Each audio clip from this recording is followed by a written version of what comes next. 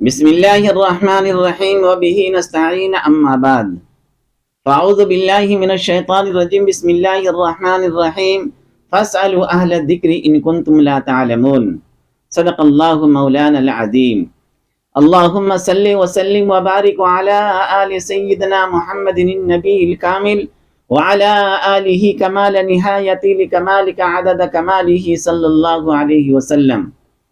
حضرات محترم معزز سامعین، کسی شاعر نے کہا ہے کہ شیشے کے گھر میں بیٹھ کے پتھر ہیں پھینکتے، شیشے کے گھر میں بیٹھ کے پتھر ہیں پھینکتے، دیوار آہنی پہ حماقت تو دیکھیے۔ آج میرے سامنے جو سوال ہے وہ ہے فضائل اعمال کے بارے میں۔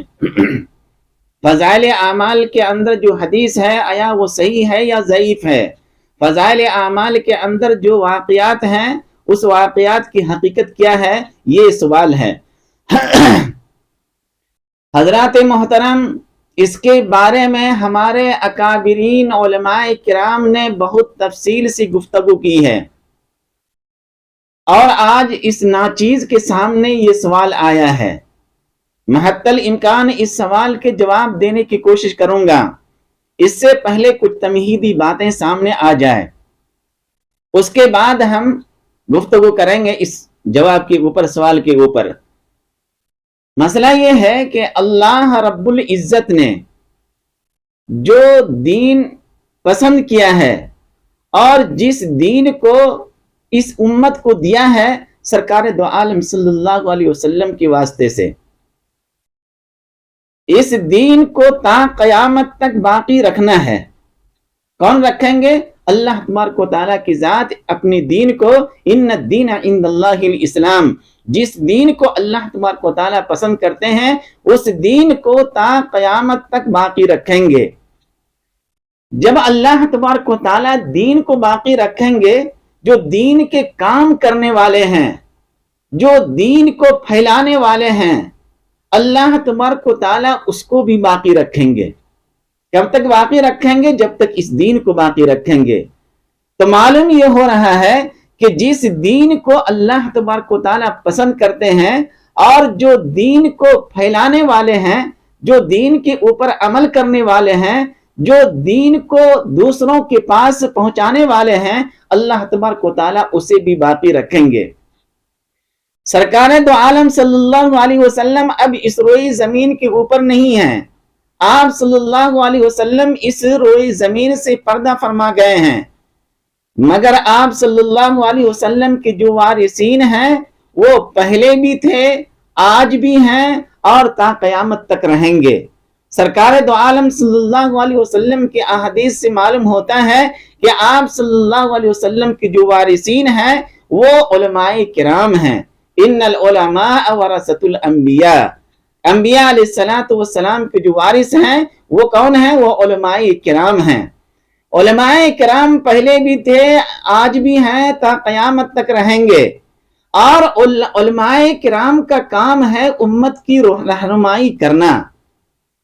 ہر موڑ کے اوپر جتنے بھی سوالات آئیں گے تا قیامت تک، اور یہ علماء کرام جو آپ صلی اللہ علیہ وسلم کے وارث ہیں تا قیامت تک رہیں گے انشاءاللہ، اور ہر ایک سوالات کا جوابات دیتے رہیں گے، چاہے سوالات قرآن شریف کے اوپر آ جائے، چاہے سوالات احادیث کے اوپر آ جائے، چاہے سوالات سرکار دو عالم صلی اللہ علیہ وسلم کی ذات کے اوپر آ جائے، چاہے سوالات صحابہ کرام کے ناموس کے اوپر آ جائے، علماء کرام ہر ایک سوالات کا جواب دلائل کے ساتھ دے رہے ہیں اور دیتے رہیں گے تا قیامت تک۔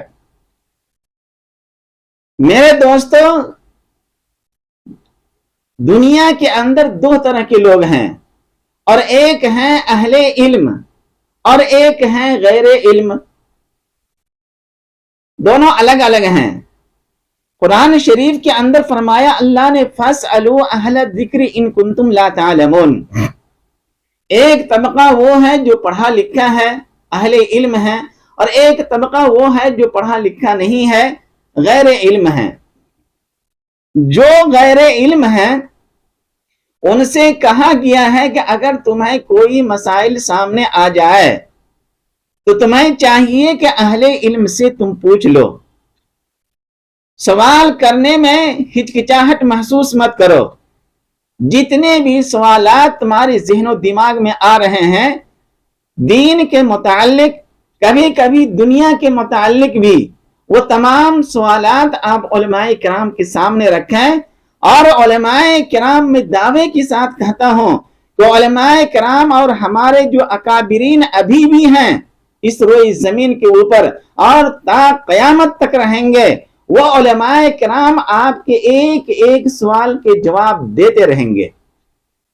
اس وجہ سے آپ دین کے اوپر مضبوطی کے ساتھ عمل کیجئے، قرآن کے اوپر مضبوطی کے ساتھ عمل کیجئے، احادیث کے اوپر مضبوطی کے ساتھ عمل کیجئے، اور دلوں کے اندر کوئی اشکالات، کوئی اعتراضات آ جائیں اسے اپنے سے حل کرنے کی کوشش مت کیجئے، بلکہ علماء کرام کے سامنے رکھیے۔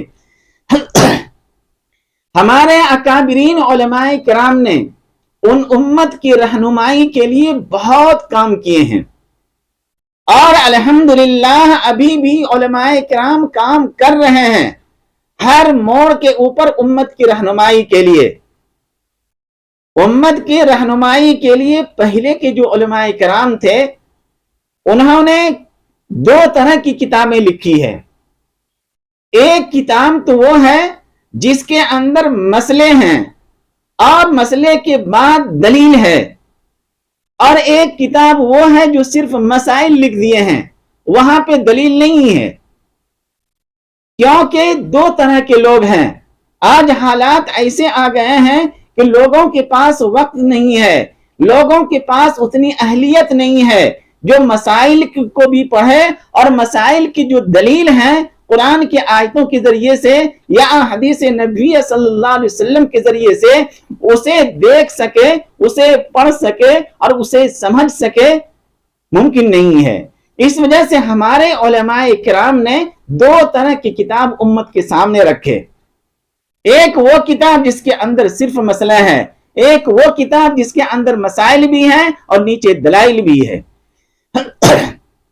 خاص کر کے ہم دیکھتے ہیں حضرت مولانا حکیم الامت حضرت مولانا اشرف علی تھانوی رحمت اللہ علیہ، انہوں نے اپنے تمام علماء کرام کو، جو کبار علماء کرام تھے، تمام علماء کرام کو بیٹھا کر کے مشورہ کیا، اور مشورہ یہ کیا کہ امت کے سامنے ایک ایسی تفسیر لکھی جائے جس کے اندر مسئلہ ہو اور نیچے قرآن کی آیت ہو، مسئلہ ہو اور قرآن کی آیت ہو۔ علماء کرام کے مشورے سے بعد سامنے آئے اور لکھی گئی کون سی کتاب؟ احکام القرآن للتھانوی رحمت اللہ علیہ۔ احکام القرآن کے اندر مسئلے ہیں اور نیچے دلیل کے طور پہ قرآن کی آیتیں ہیں، اور ہے عربی کے اندر۔ اور پھر کچھ دنوں کے بعد پھر علماء کرام بیٹھے اور کہا کہ کوئی ایسی احادیث کی کتاب ہو جس کے اندر مسئلے ہوں اور دلائل کے طور پہ حدیث مبارک بھی ہو۔ اور علماء کرام نے کتابیں لکھی اعلیٰ السنن، 30 جلدوں کے اندر ہے۔ یہ بڑی موٹی کتابیں ہیں، بڑی بڑی کتابیں ہیں، اور 30 جلدوں کے اندر ہے اعلیٰ السنن۔ مسئلے ہیں اور نیچے حدیث ہے۔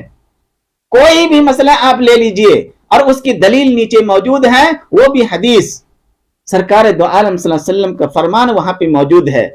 تو ایک کتاب وہ ہوئی جو احکام القرآن، سامنے مسئلہ ہے، نیچے قرآن کی آیت ہے، اور ایک کتاب وہ ہے اعلیٰ السنن، سامنے مسئلے ہیں اور نیچے حدیث پاک صلی اللہ علیہ وسلم ہے۔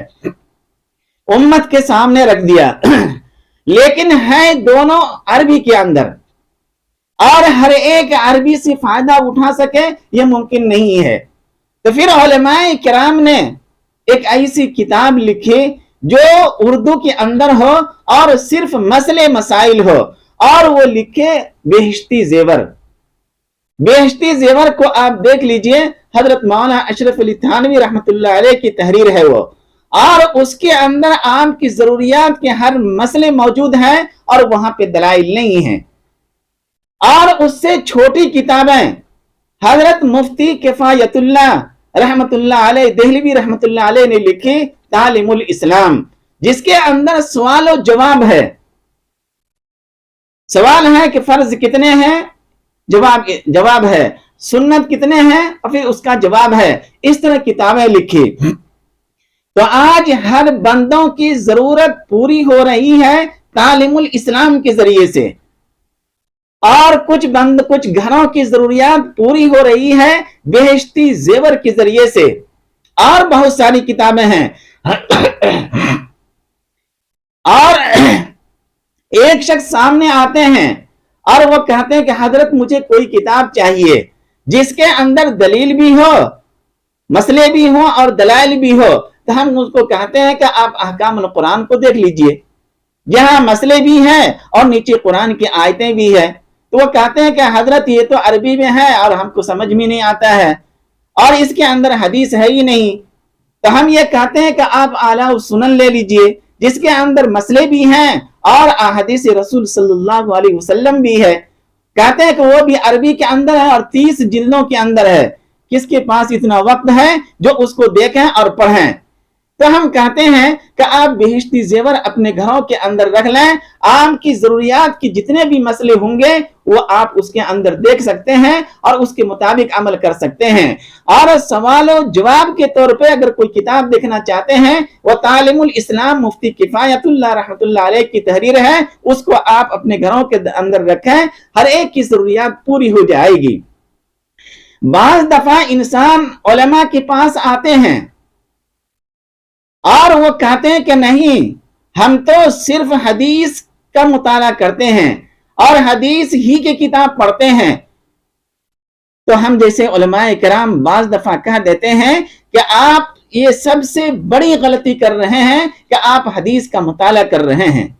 آپ کو تعجب ہوگا کہ ایک عالم کہہ رہا ہے کہ آپ سب سے بڑی غلطی کر رہے ہیں کہ حدیث کا مطالعہ کر رہے ہیں.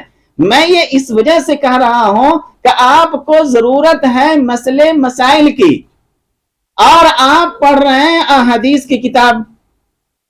اور میں دعوے کے ساتھ کہتا ہوں کہ دنیا کے اندر جتنی بھی احادیث کی کتابیں ہیں، 1 لاکھ 2 لاکھ جتنی بھی ہے، ان تمام احادیث کو آپ جمع کر لیں.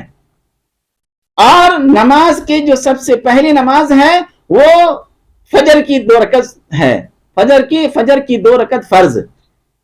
آپ احادیث کے کسی ایک کتاب کے اندر آپ دیکھ لیں، آپ کو کہیں بھی نہیں ملے گا کہ نماز اس طرح شروع کرنی چاہیے اور اس طرح ختم کرنی چاہیے. کسی بھی احادیث کے اندر آپ کو ملے گا ہی نہیں کہ پوری 1 رکعت کس طرح ہم ادا کریں گے کہ ایک جگہ حدیث کے اندر آپ کو مل جائے، ممکن نہیں ہے. یہ تو علماء کرام کا احسان ہے کہ انہوں نے فقہ کو آپ کے سامنے رکھا اور احادیث اور قرآن سے نکال کر کے آپ کو بتایا کہ نماز اس طرح شروع کریں گے اور اس طرح تکمیل کریں گے، اس طرح ختم کریں گے. ایک جگہ جمع کیا، وہ ہے فقہ کی کتاب. کسی بھی احادیث کے اندر. اب آپ کہیں گے کہ پھر صحابہ کرام نماز کس طرح پڑھتے تھے؟ تو میرے دوستو، صحابہ کرام سرکار دو عالم صلی اللہ علیہ وسلم کو دیکھتے تھے اور وہ نماز پڑھتے تھے. ان کو تو کتابوں کی ضرورت ہی نہیں تھی، براہ راست سرکار دو عالم صلی اللہ علیہ وسلم کو دیکھ رہے ہیں اور نماز کو پڑھ رہے ہیں. کتاب کی ضرورت تو آج مجھے ہے. اگر میرے پاس علم ہے تو ہم دلائل کے ساتھ دیکھ سکتے ہیں، اور اگر میرے پاس علم نہیں ہے تو ہمارے اکابرین نے جو کتابیں لکھی ہیں مسئلے مسائل کی، اس کو ہم دیکھیں، اس کے اوپر عمل کریں. بات سمجھنا بہت مشکل ہے. تو اس طرح علماء کرام نے کتابیں لکھی کہ قرآن کی آیت مسئلہ بھی ہے، قرآن کی آیت بھی ہے، مسئلہ بھی ہے، احادیث رسول صلی اللہ علیہ وسلم بھی ہے. اس طرح اور کچھ علماء کرام نے فضائل کے باب میں کتاب لکھے، اور فضائل کے باب میں جو کتابیں سب سے زیادہ مشہور کتاب ہے وہ ہے فضائل اعمال. کیا ہے وہ؟ فضائل اعمال ہے۔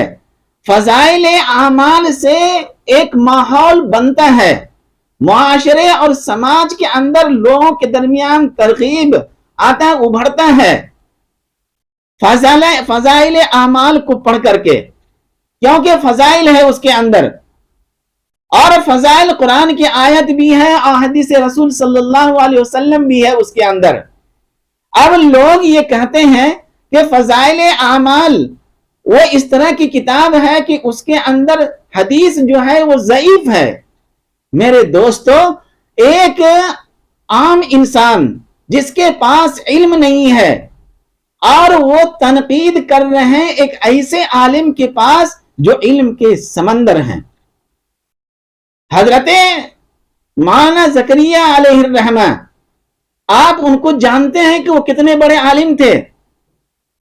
میرے دوستو، آپ دیکھیں گے کہ اس روئے زمین کے اوپر سب سے پہلے خلیفۃ المسلمین، خلیفۃ المومنین کا جو لقب ملا وہ کون تھے؟ حضرت ابوبکر صدیق رضی اللہ تعالی عنہ تھے۔ اس روئے زمین کے اوپر سب سے پہلے امیر المومنین کا لقب جس کو ملا وہ حضرت عمر رضی اللہ تعالی عنہ تھے۔ اس روئے زمین کے اوپر سب سے پہلے امام اعظم کا جو خطاب ملا وہ حضرت امام ابو حنیفہ رحمت اللہ علیہ تھے۔ اس روئے زمین کے اوپر سب سے پہلے قاضی القضات کا جو لقب ملا وہ حضرت امام ابو یوسف رحمت اللہ علیہ تھے۔ اس روئے زمین کے اوپر سب سے پہلے امیر الحدیث، شیخ الحدیث کا اگر خطاب کسی کو ملا وہ حضرت مولانا زکریا علیہ الرحمت کی ذات تھے۔ دیکھ لیجیے، آپ اندازہ کر سکتے ہیں کہ کتنے بڑے عالم تھے، اور انہوں نے فضائل اعمال لکھی اور مکمل کرنے کے بعد اللہ تبارک و تعالیٰ کے دربار میں ہاتھ اٹھا دیے اور ہاتھ اٹھا کر کے کہہ رہے ہیں اے اللہ، اگر یہ کتاب اللہ اور اللہ کے رسول صلی اللہ علیہ وسلم کی نگاہوں میں مقبول ہے تو مجھے مدینہ منورہ کے اندر روضہ رسول صلی اللہ علیہ وسلم کے قدموں میں جگہ مل جائے۔ آپ جائیے مدینہ منورہ اور روضہ رسول صلی اللہ علیہ وسلم کی جو قدم مبارک ہے اس طرف جائیے اور سیدھے جائیے جنت البقیع کے اندر، اور وہاں پہ جا کر کے دیکھیں امام نافع رحمت اللہ علیہ بھی آرام کر رہے ہیں، امام مالک رحمت اللہ علیہ بھی آرام کر رہے ہیں، اور اسی کے پہلو میں حضرت مولانا شیخ الحدیث زکریا علیہ الرحمہ بھی آرام کر رہے ہیں۔ دیکھ لیجیے آپ کتنے بڑے عالم تھے وہ۔ تو میرے دوستو، اندازہ یہ ہو رہا ہے کہ حضرت مولانا شیخ الحدیث حضرت مولانا زکریا علیہ الرحمہ کے اوپر اعتراض یہ صحیح نہیں ہے، اور ان کی کتابوں کے اوپر کسی طرح سے اعتراض وہ بھی صحیح نہیں ہے۔ کسی کے اوپر تنقید کرنے کے لیے جس کے اوپر آپ تنقید کر رہے ہیں جتنا علم اس کے پاس ہے اس سے زیادہ ڈبل علم میرے پاس ہونی چاہیے، تبھی ہم کسی کے اوپر تنقید کریں۔ یہ تنقید کرنے کا اصول ہے، اعتراض کرنے کا اصول ہے، اور ہمارے پاس کچھ بھی علم نہیں ہے اور ہم چلے کسی کے اوپر انگلی اٹھانے کے لیے، تو میرے دوستو آپ ایسا ہرگز نہ کریں۔ تو بات چل رہی تھی فضائل اعمال کے اوپر۔ فضائل اعمال سے ایک ماحول بنتا ہے امت کے درمیان اور مسلمانوں کے درمیان۔ جب یہ ماحول بنتا ہے تو کچھ طاقتیں سامنے آتی ہیں، اور وہ طاقتیں سامنے آ کر کبھی فضائل اعمال کے اوپر اعتراض کریں گے، اور کبھی تعلیم الاسلام کے اوپر اعتراض کریں گے، کبھی وہ بہشتی زیور کے اوپر اعتراض کریں گے، حالانکہ اعتراض کرنے والوں کے پاس علم نہیں ہے۔ سمجھ رہے ہیں آپ؟ اس وجہ سے میرے دوستو، جو لوگ یہ کہتے ہیں کہ فضائل اعمال کے اندر احادیث ضعیف ہے، میں دعوے کے ساتھ کہتا ہوں ضعیف احادیث تو نسائی کے اندر بھی ہے، ضعیف احادیث تو جامع ترمذی کے اندر بھی ہے، ضعیف احادیث تو امام ابو داؤد شریف کے اندر بھی ہے، ضعیف احادیث تو ابن ماجہ کے اندر بھی ہے۔ کیا کریں گے آپ؟ وہ ساری کتابوں کا بائیکاٹ کر دیں گے؟ بھائی ضعیف احادیث کا اصول ہے، اور اصول اس کا یہ ہے کہ اگر وہ ضعیف حدیث ہے علماء کی نگاہوں کے اندر تو وہ فضائل کے باب میں چلیں گے اور چلتے رہیں گے. اور دوسرا مسئلہ یہ ہے کہ اگر فضائل اعمال کے اندر اگر کوئی احادیث ہے اور وہ ضعیف ہے اور اس ضعیف کے اوپر علماء امت کا اجماع ہو جائے تو وہ ضعیف قوی بن جاتا ہے. دیکھیے تدریب الراوی علامہ سیوطی رحمت اللہ علیہ کی، انہوں نے لکھا ہے کہ اگر کسی ضعیف حدیث کے اوپر علماء امت کا اجماع ہو جائے تو وہ ضعیف کیا ہوتی ہے؟ قوی بن جاتا ہے. اور پھر وہ ضعیف دلائل کے باب میں بھی پیش کیے جاتے ہیں، عقائد کے باب میں بھی پیش کیے جا سکتے ہیں، دلیل کے طور پہ بھی پیش کیے جاتے ہیں. آپ دیکھ سکتے ہیں تدریب الراوی علامہ جلال الدین سیوطی رحمت اللہ علیہ کی. اور بہت سارے علماء کرام لکھے ہیں. اور ایک بات ہمیشہ ذہن میں رکھیں آپ، حدیث ضعیف نہیں ہوتی ہے، سند ضعیف ہوتی ہے. سند کے درمیان کوئی راوی اس طرح کے آ جاتے ہیں جس کی بنیاد کے اوپر سند ضعیف ہوتے ہیں، حدیث ضعیف نہیں ہوتا ہے. اور حضرت شیخ الحدیث مولانا زکریا علیہ الرحمہ وہ حدیث کی باریکیوں کو جاننے والے تھے، تبھی تو علماء امت نے سب سے پہلے شیخ الحدیث کا لقب ان کو دیا. بات سمجھنا بہت مشکل ہے، اس وجہ سے آپ اعتراض مت کریں. اور جہاں تک بات ہے اعتراض اور سوالات کا، کہ اعتراض کبھی کبھی قرآن شریف کے اوپر بھی ہوتا ہے. ہمارے علماء اکابرین علماء کرام نے خود سوال کیا اور خود اس کا جواب بھی دیے ہیں. مثال کے طور پہ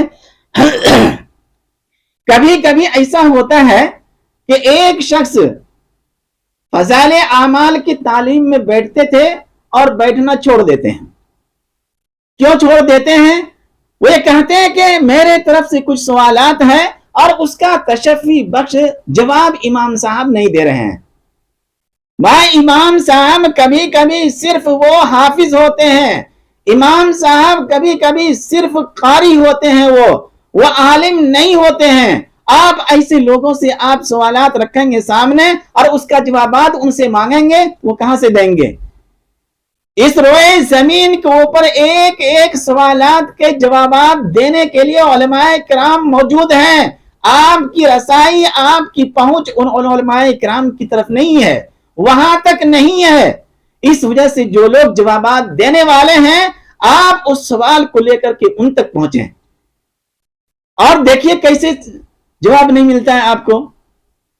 میرے دوستو کبھی کبھی قرآن شریف کے اوپر بھی اعتراض ہو جاتا ہے. مثلا قرآن شریف کے اندر سورہ فاتحہ ہے اور سورہ فاتحہ قرآن شریف کا حصہ ہے، اور سورہ فاتحہ کے اندر ہے ایاک نعبد، اے اللہ ہم تیری ہی عبادت کرتے ہیں. ایاک نعبد یہی ترجمہ ہے نا اس کی.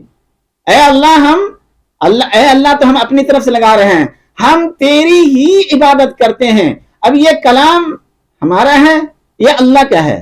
ظاہر سی بات ہے اللہ کا کلام ہے، تو اللہ کس کی عبادت کرتے ہیں؟ اللہ بھی کسی کی عبادت کر رہے ہیں.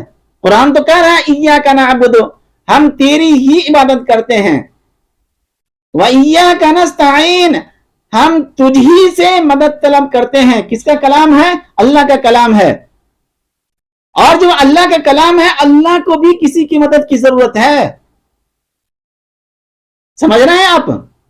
سوالات سمجھ رہے ہیں یا نہیں سمجھ رہے ہیں؟ اہدنا الصراط المستقیم، مجھے سیدھا راستہ چلا، یا اللہ کو بھی سیدھے راستے کی ضرورت ہے؟ کیا جواب دیں گے آپ؟ اگر کوئی غیر آپ سے اس طرح کی سوالات کر لے تو آپ کیا جواب دیجئے گا؟ جس طرح فضائل اعمال میں بیٹھنا چھوڑ دیتے ہیں آپ، اسی طرح قرآن کو پڑھنا چھوڑ دیں گے آپ؟ نہیں چھوڑیں گے. کیوں نہیں چھوڑیں گے آپ؟ اس وجہ سے کہ قرآن سے آپ کو عقیدت ہے. آپ جانتے ہیں کہ یہ سرور کونین صلی اللہ علیہ وسلم کے اوپر اللہ تبارک و تعالیٰ نے نازل کیا ہے، اور سب سے صحیح کتاب ہے وہ قرآن شریف ہے. اس روئے زمین کے اوپر اگر کوئی صحیح ترین کتاب اگر کوئی ہے وہ کتاب اللہ کی کتاب ہے. یہاں سوالات ہے اس کا کیا جواب دیجیے گا آپ میرے دوستوں؟ جبکہ اس کے جوابات بالکل آسان ہیں. کیسے؟ جیسے کہ کوئی کسی اسکول کے اندر ہیڈ ماسٹر، اسکول سمجھتے ہیں نا، کوئی بھی اسکول لے لیجیے آپ. کون سے اسکول میں پڑھتے ہیں آپ؟ گرکل ہائی اسکول. گرکل ہائی اسکول، ہاں بہت بہترین اسکول ہے وہ. ایک بچہ گرکل ہائی اسکول میں پڑھ رہا ہے اور وہاں کے پرنسپل جو ہیں وہ بچوں کو سمجھا رہے ہیں کہ دیکھو بچوں، اگر تمہیں کبھی رضا لینی ہو، چھٹی لینی ہو، تو تمہیں یہ لکھنا پڑے گا، عرضی دینا پڑے گا کہ بخدمت جناب پرنسپل صاحب یا صاحبہ جو بھی ہو، سلام عرض بخدمت. سلام کے بعد یہ ہے کہ مجھے 2 دن کی چھٹی چاہیے اور میرے چاچا کی شادی ہے، میرا نام عبد الرحمن ہے. اب وہ بورڈ کے اوپر لکھتی ہے کون؟ پرنسپل. اب کوئی ان سے سوال کرے کہ پرنسپل صاحب کیا آپ کے چاچا کی شادی ہے؟ نہیں تو آپ تو بورڈ پہ لکھے ہیں. بورڈ پہ جو پرنسپل لکھے ہیں وہ اپنے لیے نہیں لکھے ہیں، وہ بچوں کو سمجھانے کے لیے کہ دیکھو بچوں، جب تمہیں چھٹی چاہیے تو تمہیں اس طرح عرضی لکھنی پڑے گی. اسی طرح اللہ تبارک و تعالیٰ کا کلام ہے، ایاک نعبد، کلام ہے اللہ کا، لیکن اپنے بندوں کو سمجھانے کے لیے اللہ تبارک و تعالیٰ نے فرمایا کہ اے اللہ، ہم تجھ ہی سے مدد طلب کرتے ہیں اور تیری ہی عبادت کرتے ہیں. یہ جو الفاظ ہیں اہدنا الصراط المستقیم، اس کے اندر اللہ تبارک و تعالیٰ نے اپنے بندوں کو سمجھایا ہے. اس طرح کے بہت سارے سوالات ہوتے ہیں. تو سوالات آ جائیں اس کا مطلب یہ نہیں ہے کہ ہم قرآن پڑھنا چھوڑ دیں، بلکہ اس سوالات کی جو جوابات دینے والے علماء کرام ہیں آپ ان تک پہنچیں، اور اگر نہیں پہنچیں گے تو آپ گمراہ ہو جائیں گے. جتنے بھی سوالات تا قیامت تک آتے رہیں گے، علماء کرام ہر ایک سوالات کی جوابات دیتے رہیں گے، تا قیامت تک دیتے رہیں گے، اور ابھی بھی دے رہے ہیں. امت کو چاہیے کہ سوال لے کر کے وہاں تک پہنچے. وہ میرے دوستو، جہاں تک بات ہے فضائل اعمال کے اندر واقعات کا، میرے دوستو واقعات کو ہم سمجھتے نہیں ہیں. اختصار کے طور پہ آپ 1-2 واقعات سمجھ لیجئے. فضائل اعمال کے اندر ایک جگہ واقعہ ہے حضرت حنظلہ رضی اللہ تعالی عنہ کا، کہ وہ جنگ احد کے اندر شہید ہو گئے. شادی ہوئی تھی، پہلی رات کے اندر ہی تھے، غسل ہی نہیں کیا، اور ان کو خبر ہوئی کہ جنگ احد کے اندر مسلمانوں کو شکست ہوئی. یہ سنتے ہی غسل بھی نہیں کیے اور تلوار لے کر کے میدان جہاد کے اندر آ گئے اور لڑتے ہوئے شہید ہو گئے. اور ان کو فرشتوں نے غسل دیا. جب سرکار دو عالم صلی اللہ علیہ وسلم نے دیکھا، میں اختصار کے ساتھ بول رہا ہوں، کہ جب آپ صلی اللہ علیہ وسلم نے دیکھا کہ فرشتوں نے غسل دیا ہے تو فرمایا کہ ان کی اہلیہ سے جا کر کے، ان کے گھر والوں سے جا کر کے پوچھو. وہاں پہ حضرت نے لکھے ہیں یہ ایک واقعہ کہ جنگ احد کے اندر پہلی رات ہی میں بیوی کے ساتھ رہے اور جنگ احد کے اندر شہید ہو گئے. دوسری جگہ حضرت واقعات لکھے ہیں کہ حضرت حنظلہ رضی اللہ تعالی عنہ اپنے بیوی بچوں کے درمیان رہتے تھے تو اس کی کیفیت کچھ اور ہوتی تھی، اور جب آپ صلی اللہ علیہ وسلم کی کیفیت میں خدمت میں ہوتے تھے تو ان کی کیفیت کچھ اور ہوتی تھی. راستے میں حضرت ابوبکر صدیق رضی اللہ تعالی عنہ سے ملاقات ہوئی اور فرمایا کہ حنظلہ تو منافق ہو گیا. حضرت ابوبکر نے فرمایا کہ تم تو صحابی رسول ہو، صحابی رسول اور منافق ایسا ہو ہی نہیں سکتا ہے. حضرت حنظلہ نے حضرت ابوبکر کو سمجھایا کہ بات اس طرح ہے. فرمایا اگر ایسا ہے تو ابو بکر بھی منافق ہے. دونوں آپ صلی اللہ علیہ وسلم کی خدمت میں پہنچے اور فرمایا آپ صلی اللہ علیہ وسلم سے اس طرح کی باتیں ہیں. سرکار دو عالم صلی اللہ علیہ وسلم نے فرمایا کہ جو کیفیت میری مجلس میں تمہاری ہوتی ہے، اگر وہی کیفیت باہر بھی ہونے لگے تو فرشتے تم سے مصافحہ کریں گے. اور پھر آپ صلی اللہ علیہ وسلم نے سمجھایا کہ ایک ایمان فرشتوں کو ہوتا ہے جو ایک ہی سطح کے اوپر برقرار رہتا ہے، نہ اوپر نہ نیچے، اور ایک ایمان انبیاء علیہ السلام کو ہوتا ہے جو ہمیشہ بڑھتے رہتا ہے، نیچے نہیں آتی ہے، اور ایک ایمان امت کا ہے، ہم جیسی گنہگاروں کا ہے، کبھی بڑھتا ہے کبھی گھٹتا ہے، کبھی مسجد کے ماحول میں رہیں گے اور کبھی علماء کے مجلس میں رہیں گے تو ایمانی کیفیت بڑھتے رہتا ہے، اور اگر کبھی اپنے بال بچوں کے درمیان رہیں تو ایمانی کیفیت گھٹ جاتی ہے۔ تو آپ صلی اللہ علیہ وسلم نے سمجھایا۔ تو لوگ یہاں پہ اعتراض یہ کرتے ہیں کہ دیکھیے ایک ہی واقعہ ہے اور دو جگہ بیان کر دیے ہیں، یہاں بھی حضرت حنظلہ ہے وہاں بھی حضرت حنظلہ ہے، اور ایک اپنے بیوی بچوں کے درمیان ہے، اور ایک کو کہہ رہے ہیں کہ پہلی ہی رات کے اندر جنگ احد میں شریک ہوئے آپ شہید ہو گئے۔ ایسا کیسے ہو سکتا ہے؟ میرے دوستو، علم میرے اندر نہیں ہے اور چلے ہم پہاڑ سے ٹکرانے کے لیے، جبکہ وہاں واقعات فضائل اعمال کے اندر یہ جو واقعہ ہے یہ الگ الگ واقعہ ہے۔ پہلی رات کے اندر جو شہید ہوئے حضرت حنظلہ رضی اللہ تعالی عنہ، وہ حضرت حنظلہ بن مالک تھے، اور جو بیوی بچوں کے درمیان تھے وہ کون تھے؟ حنظلہ ابن ربیع۔ الگ الگ واقعہ ہے۔ بعض حضرات نے یہ کہا کہ جو جنگ احد کے اندر شریک ہو گئے وہ تھے حضرت حنظلہ ابن ربیع، اور جو بیوی بچوں کے درمیان تھے وہ تھے حضرت حنظلہ ابن مالک۔ بہرحال کوئی بھی ہو، لیکن الگ الگ شخصیت ہیں۔ یہ حضرت حنظلہ الگ ہے، وہ حضرت حنظلہ الگ ہیں، اور آج ہم دونوں کو ملا کر کے کتاب کے اوپر، فضائل اعمال کے اوپر، اور جو صاحب کتاب ہیں ان کے اوپر انگلیاں اٹھاتے ہیں۔ میرے دوستو، یہ تو وہی ہے کہ شیشے کے گھر میں بیٹھ کے پتھر ہیں پھینکتے، دیوار آہنی پہ حماقت تو دیکھیے۔ میرے پاس ہی علم نہیں ہے، ہمیں تاریخ کا مطالعہ کرنی چاہیے۔ ایک اور واقعہ ہے کہ غزوہ احد کے اندر سرکار دو عالم صلی اللہ علیہ وسلم کے دندان مبارک شہید ہو گئے تھے، اور وہاں پہ لوہے کا خود لگی ہوئی تھی۔ حضرت مالک ابن سنان رضی اللہ تعالی عنہ نے اپنے مبارک منہ سے اس کو کھینچا، جب خون نکلا تو حضرت مالک ابن سنان نے اس کو پی لیا۔ کیا اس کو پی لیا۔ اور ایک دفعہ سرکار دو عالم صلی اللہ علیہ وسلم، فضائل اعمال میں ہے یہ واقعات، ایک دفعہ آپ صلی اللہ علیہ وسلم پچنا لگائے اور ان سے جو خون مبارک نکلا تو حضرت عبداللہ ابن زبیر رضی اللہ تعالی عنہ کو دیے، اور فرمایا کہ اسے کسی اچھی جگہ پہ ڈال دو۔ حضرت عبداللہ ابن زبیر گئے اور اس خون کو پی لیے۔ اب لوگ سوال یہ کرتے ہیں کہ قرآن کے اندر ہے حرمت علیکم المیتۃ والدم، جو خون ہے وہ تو ناپاک ہے، اور یہاں صحابی رسول صلی اللہ علیہ وسلم اس کو پی لیے، تو ایک ناپاک چیز کو صحابہ کیسے پی لیے؟ اور جب آپ صلی اللہ علیہ وسلم نے پوچھا کہ اس خون کو کیا کیے، حضرت عبداللہ ابن زبیر سے پوچھ رہے ہیں، تو فرمایا کہ میں اس کو پی لیا۔ کس نے کہا؟ حضرت عبداللہ ابن زبیر نے۔ اللہ کے رسول صلی اللہ علیہ وسلم نے فرمایا کہ اگر کسی کے پیٹ کے اندر نبی کا خون ہو تو جہنم کی آگ وہاں تک نہیں پہنچے گی۔ اب ایک طرف قرآن ہے اور ایک طرف حدیث ہے، اور لوگ یہ کہتے ہیں کہ قرآن کے اندر خون حرام ہے۔ میرے دوستو، آپ سمجھنے کی کوشش کیجئے، ایک ہے امت کا خون اور ایک ہے نبی کا خون۔ نبی کا خون پاک ہوتا ہے، امت کا خون ناپاک ہوتا ہے۔ بات سمجھ میں آ رہی ہے؟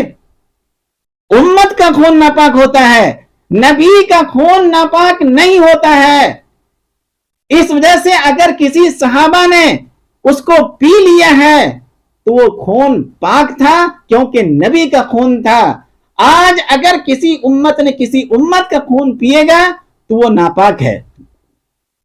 اس وجہ سے میرے دوستو، اعتراض آپ نہ کریں، اعتراض کرنے سے پہلے سمجھنے کی کوشش کریں۔ تو فضائل اعمال کے اندر اگر حدیث ضعیف ہے تو اس کا بھی مسئلہ ہے، اس کا بھی حل ہے۔ اور میں نے کہا کہ حدیث جو ضعیف ہے وہ نسائی کے اندر ہے، جامع ترمذی کے اندر بھی ہے، ابو داؤد کے اندر بھی ہے۔ تو میرے دوستو، امام حضرت مولانا شیخ الحدیث مولانا زکریا علیہ الرحمہ جو کتاب لکھے ہیں فضائل اعمال، وہ بالکل درست ہے، آپ اس کو پڑھتے رہیے۔ اگر چلتے چلتے کوئی اشکالات، کوئی اعتراضات آ جائیں تو اس کا حل بھی موجود ہے، اس سوال کا جواب بھی موجود ہے، اور علماء کرام موجود ہیں۔ آپ کسی بھی عالم کے سامنے آپ مسئلہ کو رکھیں گے، وہ عالم اگر عالم ہے، وہ صرف حافظ نہیں۔ بعض مساجد کے اندر امام صاحب صرف حافظ ہوتے ہیں، مؤذن صاحب صرف حافظ ہوتے ہیں، اس بیچارے کو مسائل ہو سکتا ہے معلوم ہو، لیکن مسائل کے جو دلیل ہوتے ہیں وہ معلوم نہیں ہوتے ہیں، اور آپ ان سے پوچھتے ہیں وہ جواب نہیں دیتے ہیں، تو آپ یہ سمجھتے ہیں کہ اس سوال کا جواب ہی نہیں ہے۔ یہ غلط ہے، ہر سوال کا جواب موجود ہے ہمارے علماء کرام کے پاس۔ آپ ایسے علماء کرام سے آپ ربط رکھیے جو سوال کا جواب دے سکے۔ پوری دنیا کے اندر علماء کرام ہیں، علماء کرام کو سمجھنے کی کوشش کیجئے۔ علماء کرام انبیاء کی وارث ہیں، اور بہت ساری تفصیلات ہیں۔ تو میرے دوستو، یہ دین جو ہے یہ اللہ تبارک و تعالیٰ کا دین ہے، اور پسندیدہ دین ہے۔ جب تک یہ دین باقی رہے گا تو دین کے اوپر جو کام کرنے والے افراد ہوں گے، اللہ تبارک و تعالیٰ اسے بھی باقی رکھیں گے۔ اور علم، علماء کرام انبیاء کی وارث ہیں، یہ وارث پہلے بھی تھے، آج بھی ہیں، اور تا قیامت تک موجود رہیں گے۔ انبیاء کی جو وارث ہیں اس سے اپنا تعلق اور رشتہ مضبوط کیجئے، انشاءاللہ آپ کو ہر سوالات کے جوابات ملتے رہیں گے۔ دعا ہے کہ اللہ تعالی ہم لوگوں کو دین کی سمجھ عطا فرمائے، آمین۔